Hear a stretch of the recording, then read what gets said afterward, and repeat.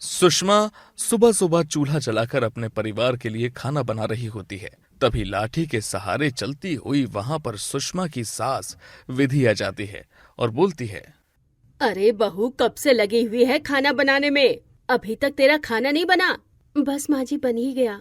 क्या करूँ, चूल्हे की आंच कभी बुझ रही थी तो कभी जल रही थी। पता नहीं तू कैसे चूल्हा जलाती है जो बार बार आग बुझ जाती है। माँ जी, मैं तो सही सही जलाती हूँ। एक तो गर्मी इतनी ज्यादा है कि मुझसे अब चूल्हे पर खाना भी नहीं बनता। तो क्या तेरे लिए अब एसी लगवा दे वहाँ पर जहाँ चूल्हा जलाएगी? नहीं नहीं, मैंने ऐसा कुछ भी नहीं कहा है माँ जी। जल्दी से ये खाना बना और उसके बाद एक कप चाय बना दे मेरे लिए। इतना बोलकर विधि वहां से चली जाती है। जिसके बाद सुषमा पहले विधि के लिए चाय बनाती है और उसके बाद अपने पति राजेश का टिफिन पैक करती है। राजेश नाश्ता करके खेतों में काम करने के लिए घर से निकल जाता है। जिसके बाद सुषमा घर के सारे काम करती है। दोपहर के समय सुषमा के आंगन में खूब धूप आ जाती है। तभी विधि सुषमा के पास आती है और बोलती है, बहू, क्या कर रही है तू? कुछ नहीं माँ जी, बस अभी घर का काम करके थोड़ी देर के लिए बैठी थी। बैठना बिठाना बाद में करना। जाकर चूल्हा जला और जाकर खाना बना। खाना? पर क्यों माँ जी, सब लोग तो खाना खा चुके हैं। अरे तेरी ननद पायल आ रही है घर पर अपने पति विनोद के साथ। पर वो तो कल सुबह आने वाले थे ना। मेरी बेटी जब मर्जी आए, तुझे इस बात से क्या लेना देना? जाकर चूल्हा जला और खाना बना। माँ जी, इस वक्त चूल्हे पर बहुत ज्यादा धूप आ रही है। इतनी तपती गर्मी में चूल्हे पर खाना कैसे बनाऊंगी? जैसे बनाती है वैसे ही बना। कह तो ऐसे रही हो जैसे मोम की बनी है, पिघल जाएगी तू खाना बनाते बनाते। माफ कीजिएगा माँ जी, मैं चाहती हूँ खाना बनाने के लिए। विधि की बात सुनकर सुषमा चुपचाप जाती है और भरी दोपहर में चूल्हा जलाकर खाना बनाने की तैयारी करने लगती है। पसीना बह बह कर सुषमा का बुरा हाल हो रहा होता है, लेकिन फिर भी बेचारी अपनी नंद के लिए जैसे तैसे करके खाना बनाती रहती है। तभी वहां पर सुषमा की बेटी कोयल आती है और गर्मी में अपनी माँ को ऐसे खाना बनाते हुए देखकर बोलती है, माँ, आप इतनी गर्मी में चूल्हा जलाकर खाना क्यों बना रही हैं? बेटा, तेरी बुआ आने वाली है ना, उन्हीं के लिए बना रही हूँ। माँ, दादी आपके लिए गैस चूल्हा क्यों नहीं ले लेती? मेरी सहेली है ना, उसके घर पर तो है। क्या करें बेटा, अब इस गरीब माँ को इस गर्मी में इसी रसोई में खाना बनाना पड़ता है। देखना माँ, जब मैं बड़ी हो जाऊंगी ना, तो आपके लिए बहुत अच्छी रसोई बनाऊंगी जिसमें आपको बिल्कुल भी गर्मी नहीं लगेगी।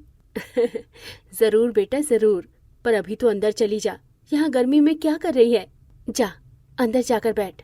ऐसे ही सुषमा अपनी बेटी को वहां से भेज देती है और खुद खाना बनाती रहती है। लेकिन फिर भी कोयल छुपकर अपनी माँ को गर्मी में बेहाल होकर खाना बनाते हुए देखती रहती है।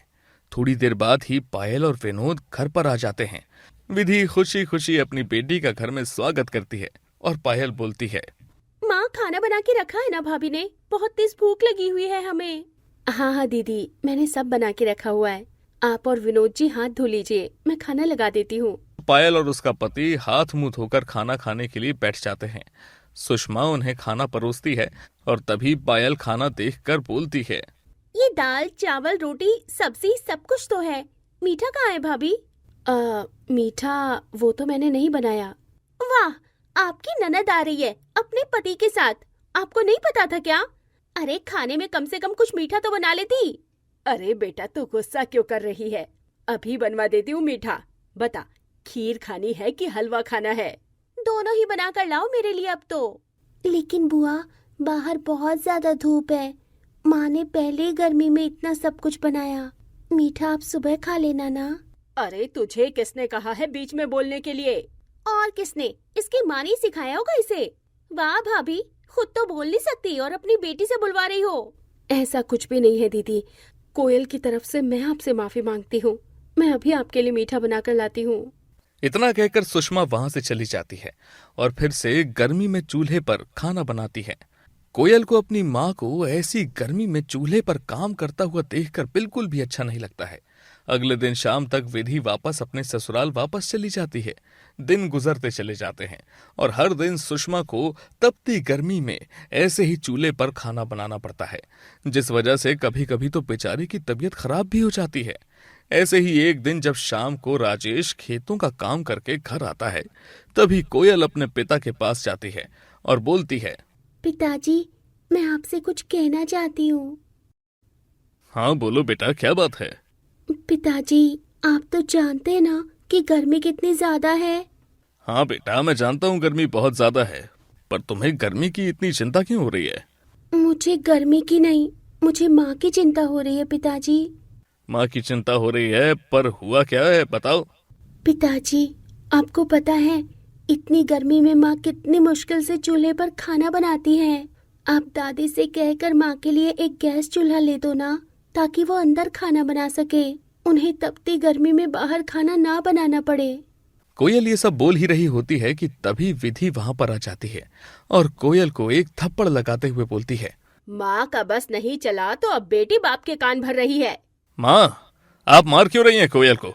मारू नहीं तो और क्या करूं? कैसे अपनी माँ की तरफदारी कर रही है। अरे इसकी माँ कोई अनोखी है जो गर्मी में खाना बनाती है। दादी, आप तो सारा दिन बैठी रहती हैं, कुछ भी नहीं करती। माँ सारा दिन गर्मी में काम भी करती है और रसोई भी संभालती है। देखा कैसे जुबान चल रही है इसकी। अरे ये मुंह तो इसका है, लेकिन शब्द जरूर इसकी माँ के हैं। छोड़, इसे तो मैं अभी सीधी करती हूँ। इतना कहकर विधि जैसे ही कोयल पर फिर से हाथ उठाने लगती है, तभी वहां पर सुषमा आ जाती है और विधि को रोक लेती है और विधि बोलती है, ले जा अपनी औलाद को यहाँ से। माँ जी, आप कोयल को कुछ मत कहिए, मैं माफी मांगती हूँ। बच्ची है, अनजाने में बोल दिया होगा उसने। मेरी बात कान खोलकर सुन ले लड़की, आज तो तेरी ये गरीब माँ ऐसे गर्मी में रसोई में खाना बना रही है, आगे जाकर तुझे भी यही सब करना है। गरीबों के नसीब में गरीबी ही होती है। आ गई बात समझ में? इतना कहकर विधि वहां से पैर धमकती हुई चली जाती है। कोयल रोते हुए अपने पिता की तरफ देखती है, लेकिन अपनी माँ के आगे राजेश भी अपनी जुबान नहीं खोलता है और वो चुपचाप उठकर वहां से चला जाता है। जिसके बाद सुषमा कोयल को समझाते हुए बोलती है, कोयल, मैंने तुझसे कहा था ना बेटा कि तू इस गरीब माँ की रसोई की चिंता मत किया कर। जब तक मेरे नसीब में ऐसे ही गर्मी में खाना बनाना लिखा हुआ है, मैं बनाती रहूंगी बेटा। तू क्यों अपनी दादी से मार खाती है मेरे लिए? क्योंकि मुझे अच्छा नहीं लगता आपको ऐसे गर्मी में चूल्हा जलाता देखकर। माँ है आप मेरी, मुझे तकलीफ होती है आपको ऐसे देखकर। पर आज के बाद तू किसी को भी ऐसा कुछ नहीं कहेगी जिससे तेरी दादी, तेरे पिता, कोई भी तुझ पर गुस्सा करे। कसम है तुझे मेरी। सुषमा के कसम देने पर कोयल कुछ नहीं बोलती है और चुप हो जाती है। दिन गुजरते चले जाते हैं, लेकिन अब कोयल की अपनी माँ की गर्मी में रसोई को लेकर चिंता बढ़ती चली जाती है। ऐसे ही एक दिन कोयल अपनी सारी चिंता अपनी ही गांव की एक सहेली ऋतु को बताती है और ऋतु कोयल से बोलती है, क्यों ना तू और मैं मिलकर तेरी माँ के लिए कुछ अच्छा सा करें। लेकिन हम दोनों मिलकर क्या कर लेंगे ऋतु? हम तो छोटे बच्चे हैं। अरे छोटे हैं तो क्या हुआ, पर दिमागदार तो है ना। तो फिर तू बता कि हम क्या करें। तू बस ये बात बता कि तेरी दादी 1-2 दिन के लिए कहीं जा रही है क्या? हाँ, वो मेरी बुआ के घर रहने के लिए जा रही है कल। बस तो फिर हो गया अपना काम। चल तेरी दादी को जाने दे, उसके बाद बताती हूँ क्या करना है और क्या नहीं। ऋतु से बात करने के बाद कोयल घर आ जाती है और अगले ही दिन विधि कुछ दिनों के लिए पायल के घर चली जाती है। विधि के जाने के बाद कोयल और ऋतु मिलकर नहर के पास से खूब सारी मिट्टी लेकर घर आती हैं। जिसके बाद दोनों सहेलियां मिलकर छोटे छोटे ईंट, रोड़ी, पत्थर इकट्ठे करती हैं और मिट्टी का एक घोल बनाकर चूल्हे के आसपास एक दीवार बनाना शुरू कर देती हैं। शाम ढलने तक चूल्हे के आसपास चौका तैयार हो जाता है। जब शाम को सुषमा ये सब देखती है तो वो हैरान हो जाती है और बोलती है, ये सब कुछ तुम दोनों क्या कर रही हो? माँ, हमने आपके लिए चूल्हे पर छाया लाने की कोशिश की है। आंटी, अब जब आप चूल्हे के आगे बैठकर खाना बनाएंगी ना, तो आपको ज्यादा धूप नहीं लगेगी। पर तुम दोनों को ये करने की सलाह दी किसने? किसी ने नहीं, ये सब कुछ हम दोनों ने खुद किया है। और नहीं तो क्या आंटी, अरे आपके लिए तो हम इतना कर ही सकते हैं ना। ऋतु और कोयल ये सब बोल ही रही होती हैं कि तभी वहां पर राजेश भी आ जाता है और सुषमा राजेश को सारी बात बताती है। बच्चों की ऐसी कलाकारी देखकर राजेश भी बहुत हैरान होता है और बोलता है, वैसे बच्चों की बात सही है सुषमा, गर्मी सच में बहुत ज्यादा है और ऐसे में तुम्हें चूल्हे पर काम करता देखकर तरस तो मुझे भी बहुत आता था, पर क्या करूं, माँ के आगे कुछ बोल भी तो नहीं सकता था। इसीलिए तो मैंने ये सब कुछ दादी के जाने के बाद किया है। अब जब वो आएंगी तो वो कुछ नहीं कर पाएंगी। तुम दोनों का बहुत बहुत शुक्रिया बेटा, जो तुमने इस गरीब माँ के बारे में इतना सोचा। बस माँ, अभी तो आप इससे काम चला लो, फिर देखना जब मैं बड़ी हो जाऊंगी ना तो इससे भी अच्छी रसोई बनाकर दूंगी आपको। अपनी बेटी की बात सुनकर सुषमा भावुक हो जाती है और कोयल को गले से लगा लेती है। कुछ देर बाद ऋतु भी चली जाती है और अब सुषमा जब भी गर्मी में चूल्हे के आगे खाना बनाती है तो उसे पहले से काफी कम गर्मी लगती है। थोड़े दिन बाद जब विधि घर पर आती है तो वो भी चूल्हे का बदला हुआ रंग रूप देखकर पहले तो गुस्सा करती है, लेकिन फिर राजेश जैसे तैसे करके अपनी माँ को समझाता है और विधि कुछ भी नहीं बोलती है और इस तरह थोड़ी ही सही लेकिन सुषमा की तपती गर्मी वाली रसोई में उसे राहत की थोड़ी सांस आने लगती है। निधि आज बहुत खुश थी। आज 10वीं का परिणाम जो निकला था, उसने अपनी कक्षा में सबसे अच्छे नंबर लिए थे और वो अब दरवाजे पर बार बार टकटकी लगाए अपनी माँ के आने का इंतजार कर रही थी। उसकी माँ सुशीला एक बड़े घर में काम करती थी। सुबह से शाम वो वहीं रहती थी और शाम को अब अपने घर वापस आई थी। हे भगवान, निधि पास हो गई हो। आज कितनी देर हो गई है, कितनी देर से बस मिली है मुझे। फिर जैसे ही बस रुकी, सुशीला भागकर नीचे उतरी और दौड़ती हुई अपने घर की तरफ चल दी। दूर से ही निधि ने जब अपनी माँ को देखा तो चुपचाप जाकर अंदर बैठ गई। हे भगवान, आज कितनी देर हो गई है मुझे। निधि, ओ निधि, अरे क्या रहा तेरे रिजल्ट का? तू पास तो हो गई है ना? नहीं माँ, मुझे माफ कर दो माँ। अरे ये क्या कह रही है तू? तू पास नहीं हुई, लेकिन ऐसा कैसे हो गया? तूने तो कहा था तेरे सारे पर्चे अच्छे हुए हैं। और नहीं तो क्या बोलूँ आपसे मैं? आपको पता था ना आज मेरा रिजल्ट आने वाला है, पर फिर भी आप खाली हाथ घर चली आई। ऐसा कैसे हो सकता है कि आपकी बेटी फेल हो जाए? माँ, मैंने पूरे स्कूल में सबसे अच्छे नंबर लिए हैं। ये सुनकर सुशीला की आंखों में आंसू आ गए। उसने अपनी बेटी निधि को गले से लगा लिया। पगली कहीं की, मेरी तो जान ही निकल गई थी। अच्छा तू बैठ, मैं भी मिठाई लेकर आती हूँ। नहीं माँ, तुम आराम से बैठो और पानी पियो। पैसे मुझे दो, मैं मिठाई लेकर आती हूँ। सुशीला निधि को पैसे देती है तो निधि भागकर मिठाई की दुकान पर जाती है और आधा किलो मिठाई ले आती है। मेरी बच्ची, तूने तो मेरा नाम रोशन कर दिया। ये ले, मुंह मीठा कर। दोनों माँ बेटी बहुत खुश। आज सुशीला ने निधि की पसंद का खाना बनाया था। बस माँ, पेट भर गया। अब देखना माँ, कुछ साल और तुम्हारी बेटी नौकरी करने लगेगी। फिर माँ, तुम्हें काम करने की जरूरत ही नहीं पड़ेगी। मुझे बिल्कुल अच्छा नहीं लगता जब तुम लोगों के घरों में काम करने जाती हो। क्या करूँ मेरी बच्ची, किस्मत में यही लिखा था। मेरी माँ ने मुझे पढ़ने नहीं दिया, तभी तो मैं चाहती हूँ कि मैं अपनी बेटी को पढ़ाई कराऊं। मेरी माँ को लगता था कि अगर मैं ज्यादा पढ़ लिख गई तो मेरे लिए कोई रिश्ता नहीं आएगा। ओ माँ, काश कि नानी समझ पाती। अगर आप पढ़ी लिखी होती तो आज कहीं किसी ऑफिस में नौकरी कर रही होती। निधि की बात सुनकर सुशीला को अपने बचपन के दिन याद आ गए। याद आए वो दिन जब उसकी माँ ने उसे छठी कक्षा में ही स्कूल से हटा दिया। उसकी बचपन की सहेली सुनीता उस दिन कितना रोई थी। तू चिंता मत कर सुशीला, मैं आंटी से कहूंगी कि वो तेरी पढ़ाई ना छुड़वाएं। तुम तो कितनी अच्छी हो पढ़ाई में, तुम्हें तो अपनी पढ़ाई जारी रखनी चाहिए। कोई नहीं समझा सकता मेरी माँ को सुनीता, कोई नहीं समझा सकता मेरी माँ को। पता नहीं किसने मेरी माँ को पट्टी पढ़ा दी है कि लड़कियों को पढ़ाई नहीं करनी चाहिए। आंटी तेरे साथ बहुत गलत कर रही हैं सुशीला, बहुत गलत। उस दिन के बाद से वो दोनों सहेलियां अलग हो गईं, लेकिन घर आसपास थे, इसलिए सुनीता स्कूल से आकर सुशीला से मिल लिया करती थी। सुनीता जब 10वीं कक्षा में थी तो उसके पिताजी का ट्रांसफर हो गया और वो लोग वहां से चले गए। उसके बाद वो दोनों सहेलियां फिर कभी नहीं मिली। जब भी निधि का रिजल्ट आता, सुशीला को सुनीता की याद जरूर आती। फिर अगले दिन सुबह निधि अपनी माँ से बोली, माँ, अगले हफ्ते से मेरी 11वीं कक्षा की क्लासेस शुरू हो जाएंगी। मुझे किताबें भी लेनी है माँ, नया बैग लेना है, और इस साल तो मेरी फीस भी ज्यादा होगी माँ। अरे हाँ, मैं तो भूल ही गई थी। तू चिंता मत कर मेरी बच्ची, मैं आज मालकिन से कहकर कुछ पैसे उधार ले लूंगी उनसे।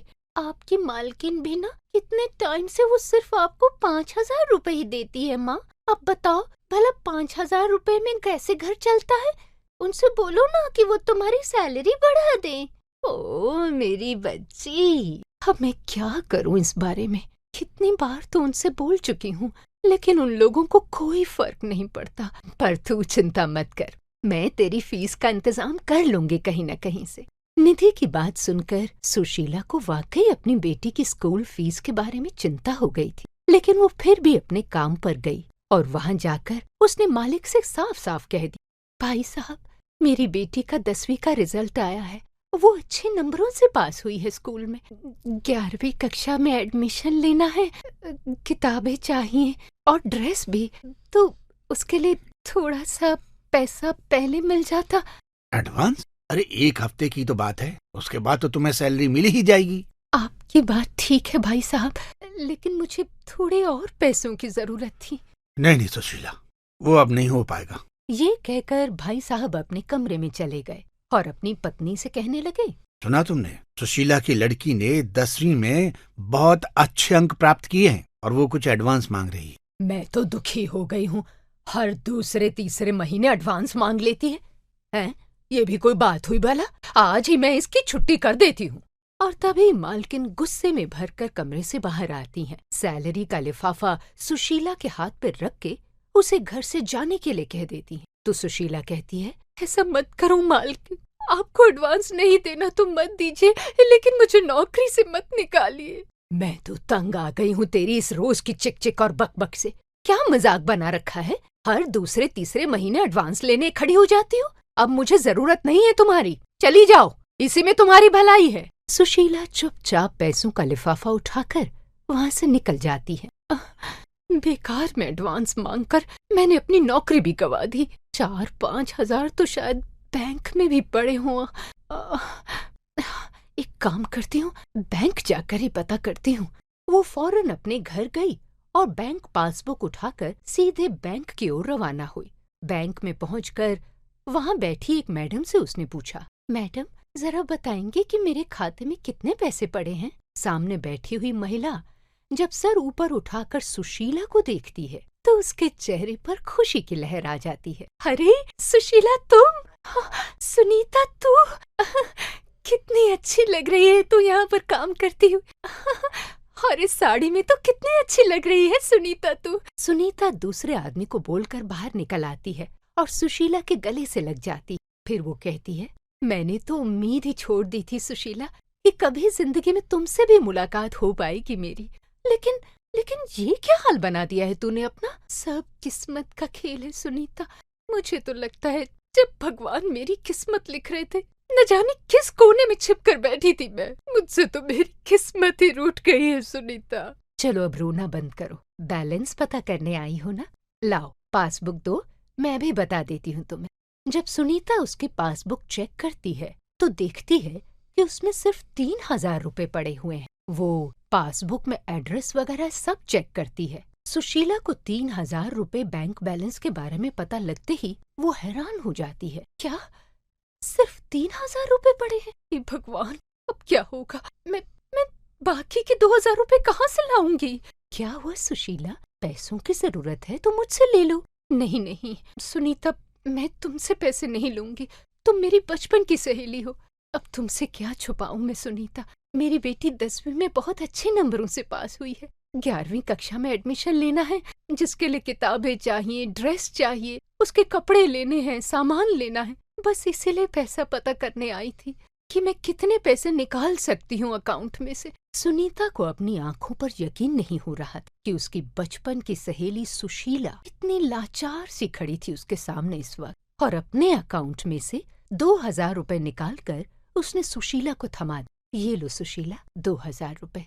अच्छा अपना एड्रेस मुझे बता दो, मैं तुमसे कभी कभी मिलने आया करूंगी। ये सुनने के बाद सुशीला को शर्म आने लगी। उसने इधर उधर देखा और फिर अपनी बचपन की सहेली सुनीता से कहा, तुम क्यों तकलीफ करोगी सुनीता, जब कभी मैं बैंक आऊंगी तो तुमसे मिलना हो ही जाएगा। उसकी इस बात पर सुनीता समझ गई कि सुशीला को शर्म आ रही है अपना एड्रेस बताते हुए। उन दोनों पक्की सहेलियों में गरीबी का फर्क जो वो उससे आगे कुछ भी नहीं कहती, पैसे लेकर सीधा घर आ जाती है। फिर शाम को निधि के साथ जाकर उसे स्कूल का सामान दिला देती है। गरीब आदमी तो बच्चों को पढ़ा भी नहीं सकता ढंग। कितनी महंगी किताबें आई हैं, 2500 रुपए की तो सिर्फ किताबें ही आ गई, और 1500 रुपए के उसके ड्रेस, उसके स्कूल के कपड़े, बैंक के पैसे और सैलरी के पैसे तो गए। काश मैंने भी पढ़ाई कर ली हो, तो आज मैं भी सुनीता की तरह किसी ऑफिस में बैठी हूँ, तो आज मुझे ये मुंह तो नहीं देखना पड़ता। और 1 हफ्ते के बाद उसकी बेटी निधि स्कूल जाने लगी। उधर सुशीला एक दूसरी जगह पर काम पकड़ लेती है। यहाँ उसे 6000 रुपए मिल रहे थे। एक दिन संडे को उसकी बेटी उससे कहती है, माँ आज मेरा मन आलू के पराठे खाने का कर रहा है। ये ले, कल शाम को नहीं बता सकती थी मुझसे तो मैं आलू लेती आती। ये ले पैसे पकड़ और जाकर आलू ले आ। निधि जैसे ही घर का दरवाजा खोलती है, सामने एक बड़ी ही सभ्य औरत को पाती है। वो औरत और कोई नहीं बल्कि सुशीला की बचपन की सहेली सुनीता है। वो सुशीला की बेटी से पूछती है, तुम निधि हो ना? लेकिन आप कौन हैं? मैंने तो आपको नहीं पहचाना। पहचानोगी कैसे? तुमने मुझे कभी देखा ही नहीं। अच्छा बताओ तुम्हारी माँ कहाँ है? सुनीता की आवाज सुनकर सुशीला भी बाहर आ गई। अपने उस छोटे से घर के अंदर सुनीता को देखकर वो हैरान थी। तुम्हें हैरानी हो रही है ना सुशीला कि मुझे तुम्हारे घर का एड्रेस कैसे मिला? उस दिन मैंने तुम्हारी पासबुक पर तुम्हारा एड्रेस देख लिया था। मैं जानती थी कि तुम मुझे खुद तो अपने घर पर नहीं बुलाओ, लेकिन मैं तो तुम्हारी बचपन की सहेली हूँ ना। अब मैं तुमसे क्या कहूँ सुनीता, अंदर आ जाओ। एक मिनट रुको, मैं तुम्हारे बैठने के लिए जगह तैयार कर। जा निधि, जल्दी से भाग कर आलू ले आ, और हाँ नमकीन बिस्किट भी ले आना। अच्छा ऐसा कर, आधा किलो दूध भी लेती आना।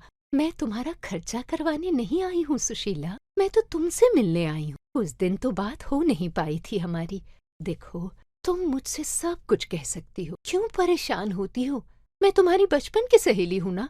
अच्छा तो आप ही सुनीता आंटी हैं? आपके बारे में तो माँ मुझे हर बात बताती है। जब भी मेरा रिजल्ट आता है आपको बहुत याद करती है। शुक्र है मुझे याद तो करती है। मैंने तो सोचा था कि अब तक मुझे भूल ही गई होगी। अरे हाँ, ये कुछ फ्रूट्स हैं और ये मिठाई आपके लिए लेकर आई हूँ निधि। और हाँ, बाहर बाजार से मेरे लिए कुछ भी मत लाना, मैं खाना खाकर आई हूँ। बस 1 कप चाय जरूर लूंगी। फिर दोनों सहेलियां बातें करते हुए एक दूसरे का हाल जानती हैं, और सुनीता को बहुत दुख होता है ये जानकर कि अब उसकी बचपन की सहेली का पति नहीं है। कई सालों से वो अकेले ही अपने बच्चों को पाल पोस रही है। उसकी बेटी निधि पढ़ाई में बहुत अच्छी, जिसे जानकर सुनीता को बेहद खुशी का अनुभव होता है। और वो कहती है, सुशीला तुम अपनी माँ वाली गलती कभी मत करना, अपनी बेटी निधि को खूब पढ़ाना। हाँ सुनीता, मैं जानती हूँ, इसीलिए मैं चाहती हूँ कि निधि बहुत पढ़े, खूब ऊंचा उड़े। तूने भी तो कितनी पढ़ाई की है न सुनीता, और तू बैंक ऑफिसर की पोशाक में कितनी अच्छी लगती है। निधि को भी समझाना कि उसे क्या करना चाहिए। देख सुशीला, अब निधि की चिंता तू मुझ पर छोड़। इसकी पढ़ाई का जिम्मा मैं लूंगी। ऐसे होनहार बच्चे को पढ़ा लिखा कर कामयाब बनाना सचमुच मेरे लिए बड़ा धर्म का काम होगा सुशीला। ये बात सुनकर सुशीला की आंखों से आंसू बहे। सुनीता अपने किसी जानने वाले के यहाँ सुशीला को फैक्ट्री में नौकरी दिला देती है, जहाँ उसकी तनख्वाह अच्छी खासी लगवा देती है, और निधि की पढ़ाई का खर्चा वो खुद से उठा लेती है। तो सुशीला कहती है, तेरा ये एहसान कैसे उतारूंगी मैं सुनीता? कोई एहसान नहीं किया है मैंने। अरे मुझे तो अच्छा लगता है जब लड़कियां पढ़ लिख कर कामयाब होती हैं, जिंदगी में कुछ बन निकलती हैं। उसके बाद से सुशीला की सारी चिंताएं खत्म हो गई, जब उसकी बचपन की सहेली सुनीता उसके जीवन में दोबारा से आ गई।